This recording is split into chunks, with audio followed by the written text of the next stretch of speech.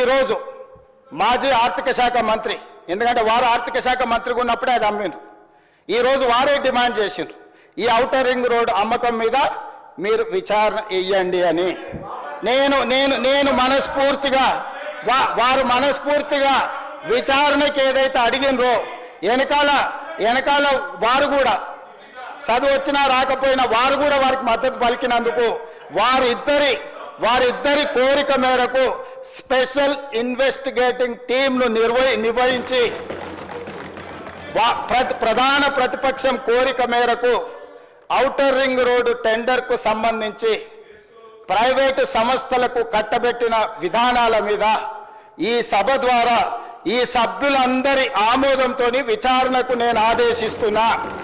RBI లెక్క చెప్తా, మీ లెక్క చెప్తా. ఇప్పుడు మీ లెక్కలో ఉన్నా ఇప్పుడు మీ లెక్కలు మీ బండారం బయట పెట్టినాయి కదా. బట్టి గారి చేసిన అప్పు 15,000 మా ఖాతాలో కలిపిండు. ఉమ్మడి ఆంధ్రప్రదేశ్కి వచ్చిన 72,000 మా ఖాతాలో కలిపినవు. ఉమ్మడి ఆంధ్రప్రదేశ్లో మనకు కార్పొరేషన్ల ద్వారా ఉన్న 11,000 మా ఖాతాలో కలిపి 1,00,000 కోట్లు బీఆర్ఎస్ కు సంబంధం లేని అప్పును బీఆర్ఎస్ ఖాతాలో వేసింది. అయితే ఇప్పుడు కుల్లా చెప్పినా నువ్వు ఒప్పుకున్నావు. 1,00,000 కోట్లు మాకు బీఆర్ఎస్ ప్రభుత్వంలో చెయ్యని దాన్ని కూడా మా ఖాతాలో వేసినాను, ఒప్పుకున్నావు, ధన్యవాదాలు. ఇక రెండవది ఇందులో ఇంకొక 2 ఉన్నాయి అధ్యక్ష. గవర్నమెంట్ గ్యారంటీ ఇవ్వలేదు, గవర్నమెంట్ కట్టవలసిన అవసరము లేదు. అది ఎంత అంటే 59,000. గవర్నమెంట్ గ్యారంటీ ఇచ్చింది, గవర్నమెంట్ కట్టవలసిన అవసరం లేనిది 95,000 కోట్లు. ఈ 2 కలిపితే ఎంతంటే అధ్యక్ష, గవర్నమెంట్ రాష్ట్ర ప్రభుత్వ ఖజానా నుంచి కట్టవలసినటువంటి అవసరం లేని డబ్బు 1,54,876 కోట్లు. అంటే మొత్తంగా అధ్యక్ష శ్వేతపత్రంలో మీరు చూపించిన 6,71,757 కోట్ల నుంచి మేము తీసుకోని అప్పు 99,385, ప్రభుత్వం కట్టవలసిన అవసరం లేనప్పు 1,54,876 కోట్లు తీసేస్తే బీఆర్ఎస్ ప్రభుత్వం అచ్చంగా చేసిన అప్పు ఎంత అంటే 4,17,000 కోట్లు మాత్రమే. ఈ 4,17,000 కోట్లలో కూడా కరోనా సమయంలో ఇందాక నేను చెప్పిన ఉదయ్ స్కీమ్ కానీ రాష్ట్రానికి రావాల్సిన గ్రాంట్స్ కానీ కరోనా సమయంలో తీసుకున్న 39,000 కూడా ఇలా ఉన్నాయి. 39,000 కరోనా ప్రత్యేక పరిస్థితుల్లో తీసుకున్న అప్పు కూడా కలిపి 10 ఏళ్ల బీఆర్ఎస్ పాలనలో తీసుకున్న అప్పు కేవలం 4,17,000 మాత్రమే. కానీ మీరు మొదటి సంవత్సరమే 1,27,000 చేసిండ్రు. మేము 10 ఏళ్లలో 4,17,000. హరీష్ రావు గారు, బట్టి గారు ఏమన్నారు, మీరేం చేశారు అన్నారు. ఏం చేశానో చెప్తా వినండి. ఏం చేసినాం అధ్యక్ష, ఈ రాష్ట్ర రైతాంగానికి కేసీఆర్ గారి హయాంలో 4,08,902 కోట్ల రూపాయలు ఈ రాష్ట్ర రైతాంగానికి ఇచ్చింది బీఆర్ఎస్ ప్రభుత్వం. రైతు బంధు కింద 73,162 కోట్ల రూపాయలు ఇచ్చాం. రైతు బీమా కింద 5,465 కోట్ల రూపాయలు ఇచ్చాం. లోన్ వేవర్ కింద 28,000 కోట్ల రూపాయలు ఇచ్చాం. పవర్ సబ్సిడీ కింద 65,000 కోట్ల రూపాయలు ఇచ్చాం. ఇరిగేషన్ రంగంలో 2,37,000 కోట్లు ఖర్చు పెట్టాం. ఈ రాష్ట్ర రైతాంగం మేలు కోసం 4,08,000 కోట్ల రూపాయలు ఈ రాష్ట్ర రైతుల కోసం బీఆర్ఎస్ ప్రభుత్వం ఖర్చు పెట్టింది అధ్యక్ష. దాని ఫలితమే బీఆర్ఎస్ ప్రభుత్వ హయాంలో ఎంతో అద్భుతంగా మేలు జరిగింది. ఇవాళ ఎట్లా జరిగింది, 10 ఏళ్ల బీఆర్ఎస్ పాలనలో ఆనాడు మేము ప్రభుత్వం చేపట్టినాడు 68 లక్షల టన్నుల ఉత్పత్తి ఉంటే 1,68,00,000 టన్నులకు వరి ఉత్పత్తి పెరిగిందంటే మా ప్రభుత్వం రైతులకు చేసిన మేలు వల్ల. సాగు విస్తీర్ణం 1,31,00,000 ఎకరాల నుంచి 2,22,00,000 ఎకరాలకు 68% పెరుగుదలతో సాగు విస్తీర్ణం పెంచి మేము చూపించాం. ఇప్పుడు ఎందుకంటే అధ్యక్ష ఇట్లా చెప్పుకుంటూ పోతే చాలా ఉన్నాయి.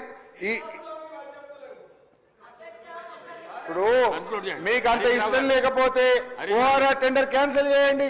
వి అప్రిషియేట్, టెండర్ క్యాన్సిల్ చేయండి. హరీష్ రావు గారు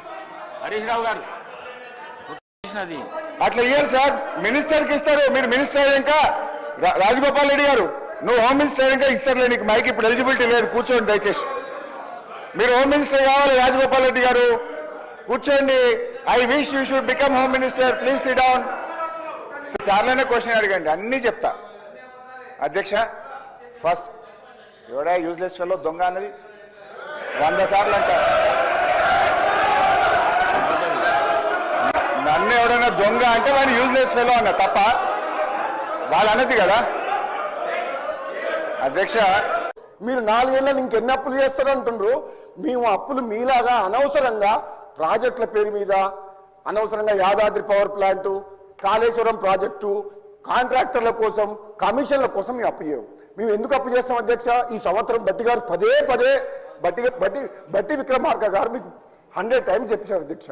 మళ్ళీ చెప్తున్నాం, మీరు చేసిన అప్పులకు మిట్టి కట్టాలి, అసలు కట్టాలి. అసంపూర్తిగా ఉన్న ప్రాజెక్టులని కంప్లీట్ చేయాలి. మీరు బడి పిల్లలను గాలికి వదిలేసి రేవంత్ రెడ్డి గారు కానీ ఈ ప్రభుత్వం ఏం చేస్తుంది? మేమేదైనా ప్రశ్నిస్తే మమ్మల్ని దబాయించుడు, ఎంక్వైరీల పేరు మీద అక్రమ కేసులు పెట్టుడు, ఇదే కదా మీరు చేసేది. ఇవాళ మా కేటీఆర్ గారి మీద అన్యాయంగా రాష్ట్రం కోసం ఆయన పనిచేస్తే, రాష్ట్ర ఇమేజ్ ను పెంచే ప్రయత్నం చేస్తే కేటీఆర్ గారి మీద కేసు పెడుతున్నారు. ఏదో శాసనసభ సమావేశాలు జరుగుతున్న సందర్భంగా నేను మిమ్మల్ని రిక్వెస్ట్ చేస్తా ఉన్నా సార్, ప్రభుత్వాన్ని కూడా కోరుతా ఉన్నా. నిజంగా ఈ ప్రభుత్వానికి చిత్తశుద్ధి ఉంటే, ఈ ప్రభుత్వానికి ఏమైనా ప్రజలకు వాస్తవాలు తెలవాలన్న విషయంలో వారికి ఏమైనా నిజంగానే ధైర్యం ఉంటే, దయచేసి ఈ రేసులో ఏదో కుంభకోణం జరిగిందన్నారు కదా, దాని మీద చర్చ పెట్టండి. మొత్తం సమాధానం చెప్పడానికి నేను సిద్ధంగా ఉన్నానని చెప్పి మీ ద్వారా తెలియజేస్తా ఉన్నా. ధన్యవాదాలు అవకాశం ఇచ్చినందుకు. ఉత్తమ్ కుమార్ రెడ్డి గారు మంత్రిగా వారు మమ్మల్ని 7 నియోజకవర్గాలకు సంబంధించిన భువనగిరి పార్లమెంట్లో మీటింగ్ పెట్టి మీ యొక్క రిక్వైర్మెంట్స్ ఏమున్నాయని చెప్పేసి భువనగిరిలో అడిగారు.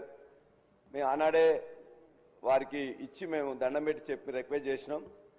దేవాదుల లిఫ్ట్ ఇరిగేషన్లో మా జనగామ నియోజకవర్గంలోనే ఎక్కువ భాగం వస్తుంది అధ్యక్ష. మంత్రి గారికి ఆ రోజు మిగిలిపోయిన ప్యాకేజ్ 8లో, ప్యాకేజ్ 7లో, ప్యాకేజ్ 2లో సంబంధించి కొద్దిగా భూమి దరిదాపుగా 3,400 ఎకరాల్లో 2,972 ఎకరాలు ఆల్రెడీ ప్రొక్యూర్ చేసిండ్రు. 430 ప్యాకేజ్ 8లో ఉన్నది. ప్యాకేజ్ 3లోనైతే 7లోనైతే ఓన్లీ 36 ఎకరాలు, ప్యాకేజ్ 2లో 33, మొత్తం కలిస్తే 499 ఎకరాలు మనం ప్రొక్యూర్ చేసుకుంటే దానికి సంబంధించిన డబ్బులు కూడా 178 కోట్లు మాత్రమే మీకు లెటర్ రూపంలో ఆ రోజున విన్నవించుకున్నాం అధ్యక్ష. ఇవి చేసినట్లయితే ఇవాళ మాకు మా కింద ఉన్న ఆలేరు సంబంధించిన వాళ్ళు కూడా బీర్ల ఐలయ్య గారు వచ్చేసి మా దగ్గర మొత్తం కూడా తపాస్ పెళ్లి ఓపెన్ చేసి నీళ్లు తీసుకుపోయినారు అధ్యక్ష. మా దగ్గరనే దరిదాపుగా 484 చెరువులు ఉంటాయి. ఆ చెరువులు పూర్తిగా నిండాలంటే ఈ కొద్దిగా భూసేకరణ, అదేవిధంగా ఈ కొద్ది డబ్బులు వచ్చినట్లయితే మాకు మా తర్వాత అక్కడ కూడా సంబంధించి ఆలేరు సంబంధించిన పైన ఒక 2 మండలాలకు కూడా నీళ్లు ఖచ్చితంగా వాళ్ళే తీసుకొని పోవచ్చు. మాకు కంప్లీట్ గా నిండకుండా వాళ్ళు తీసుకోపోయేసరికి మా దగ్గర మాకు వాళ్లకు ఘర్షణ వైఖరి వస్తున్నది. కాబట్టి దయచేసి మీరు ఇవ్వాల్సింది ఓన్లీ 178 కోట్లు ఇంత పెద్ద ప్రాజెక్టులో, అది 499 ఎకరాలకు సంబంధించినట్లయితే మిగిలిన కాలువలు చేసుకుంటాం. ఇది ఒకటి. రెండోది అధ్యక్ష, ఇవాళ 484 చెరువులకు సంబంధించిన సిస్టమ్ మొత్తం కూడా నింపడానికి సిద్ధంగా ఉన్నది. ధర్మసాగర్ నుంచి వెళ్ళి గండిరామారం తర్వాత తపాస్ పేలుకుండే మొత్తం రిజర్వాయర్లు నింపుకుంటే ఇవాళ ఈ యాసంగికి సంబంధించిన నీళ్లకు సంబంధించి ఈ చెరువులకు నీళ్లు తప్పనిసరిగా వస్తాయి అధ్యక్ష. ఆ సిస్టమ్ రెడీగా ఉన్నా అక్కడున్న అధికారులు ఇప్పటివరకు కూడా ఏమి చర్యలు తీసుకోవట్లే. 4 పంపులుంటే ఒక పంపు ఓ సగం రోజు లేకపోతే మళ్ళీ అట్లా ఆన్ చేస్తున్నారు. దయచేసి అన్ని పంపులను ఇప్పుడు మీరు ఆన్ చేపిస్తే ఉన్న సిస్టమ్ ఉన్నట్లయితే ఈ 484 చెరువుల్లో మెజార్టీ చెరువులు నిండుతాయి. రెండోది, ఇంతకుముందు నేను చెప్పిన విధంగా అతి తక్కువ 178 కోట్లు మీరు కేటాయించినట్లయితే 499 ఎకరాలు మీరు ప్రొక్యూర్ చేసినట్లయితే మాతో పాటు కింద ఉన్న ఆలేరు కూడా పూర్తిగా నీళ్ళు వస్తాయని చెప్పేసి దీన్ని ఇమ్మీడియట్ గా మీరు శాంక్షన్ ఇవ్వాల్సిందిగా, శాంక్షన్ ఇచ్చున్నది రిలీజ్ చేసి పనులు చేయించవలసిందిగా స్పీకర్ గారి ద్వారా మంత్రి గారిని విజ్ఞప్తి చేస్తున్నాం.